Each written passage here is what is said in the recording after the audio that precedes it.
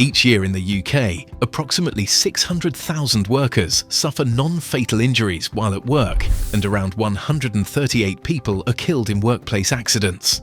Although personal protective equipment, or PPE, isn't a guarantee of safety, using the right equipment can prevent a significant number of these incidents.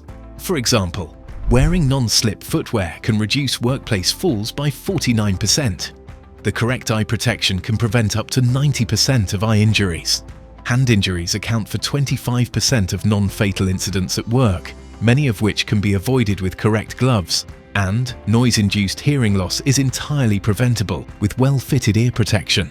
This course will provide you with knowledge and information about the different types of personal protective equipment used in hazardous industries, as well as your responsibilities and your employers for ensuring PPE is used effectively to keep yourself and others safe.